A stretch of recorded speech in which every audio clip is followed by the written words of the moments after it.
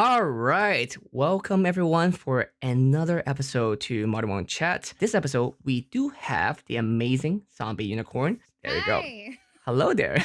Zombie, tell me more about you. What would you consider yourself? Like a streamer? But what else? I know everyone know you I stream think here. I think what like over the years, this is my like what I just say.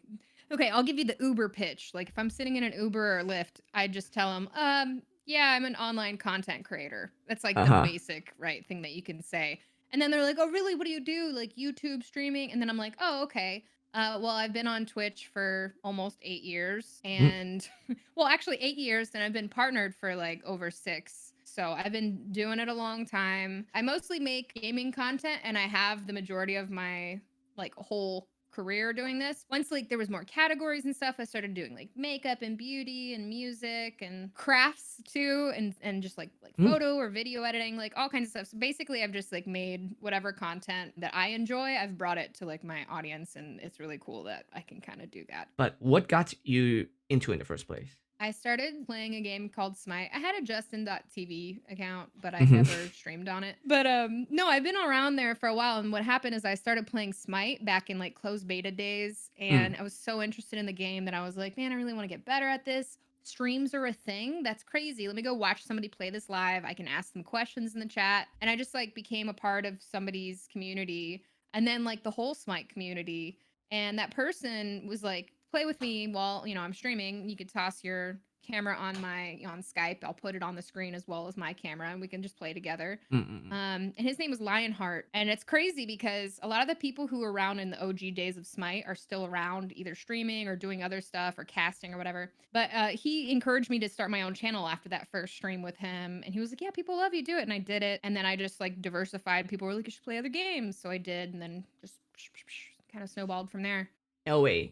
Why did you decide to move to LA, and how is it different than anywhere else? I have asked a few people who did move here because for me it's also a path, right? Like a journey to part of Yeah. being this, and we all have decided like at one point, yes, I have to move to LA, and it means something different for everybody. What does that mean for you? I don't think you have to be in LA to do streaming, like Twitch and stuff. Like, obviously, you can do that anywhere.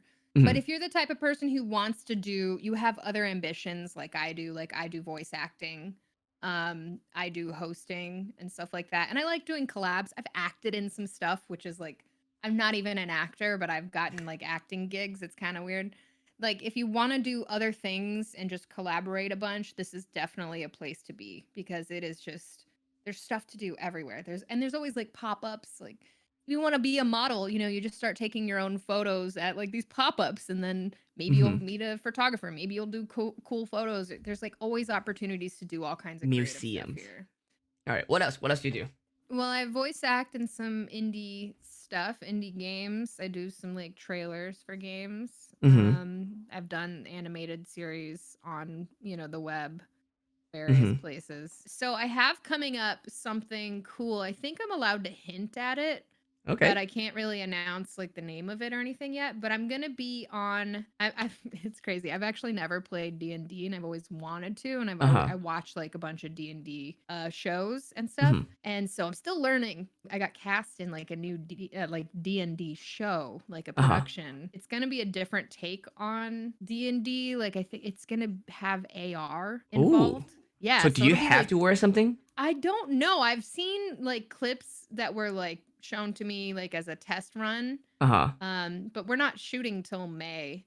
Mm. I'll probably have more information to share later on. You also do some body paint sometimes, right? Yeah, I do body paint sometimes. I actually don't do them that often. I never have. I the most often I did them was like maybe once a week, or like maybe once every other week. The That's still a full lot. body ones, yeah, it's still, but that wasn't consistent.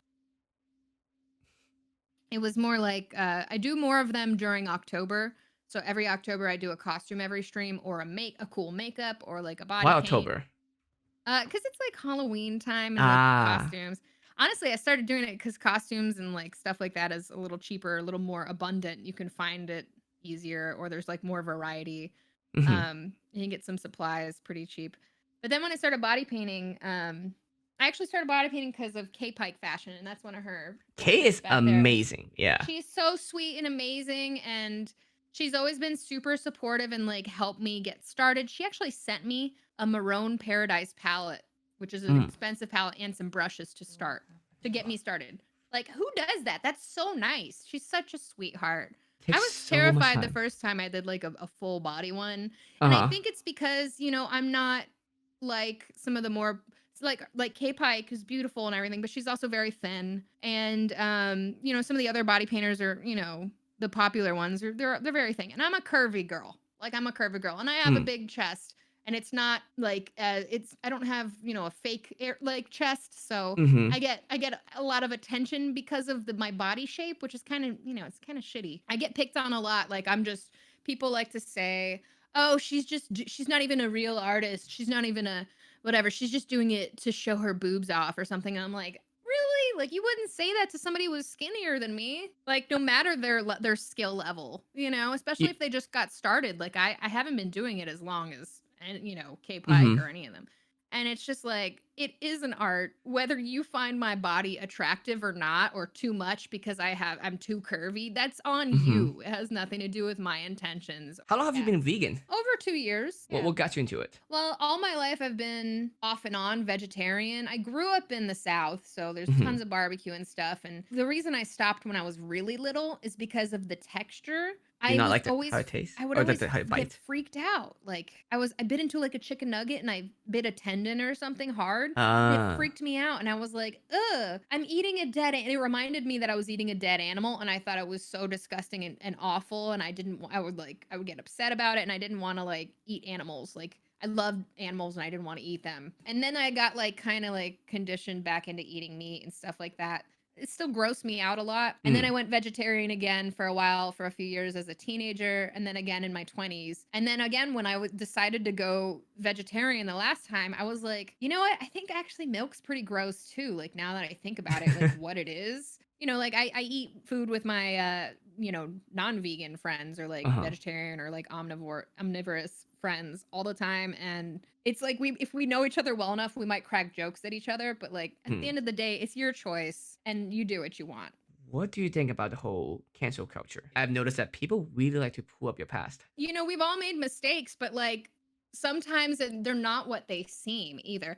I think that we sometimes need cancel culture in the cases of people who are like, yeah, you make a mistake once and you're really remorseful of it, or like, you get involved in a situation that just sucks, whatever. I don't necessarily think, I mean, it's case by case, but like Mm, of that, course. that shouldn't call for like immediate pitchforks, like this person should die, blah, blah, blah. I think that some people really need to get canceled though. And I've stood up for that too. But I think that people need, people make mistakes. We're human. People Hmm. learn from those mistakes and you have to let them learn and you have to like let them grow. Hmm. If they're the same, doing the same crap over and over again, obviously maybe they're not worthy of, being forgiven or being supported or whatever. But I think that a lot of times people take it too far, for sure. So many years ago, it was like PAX East. There was like a little kid was going around asking YouTubers and streamers. It was like, "Yeah, can you sign my PAX book?" Hmm. And That's then sweet. I'm going to sign it, whatever. And I'm like, "Oh, sure, no problem, dude." And he's like, "Yeah, can you just like write on there like streaming is not a real job?"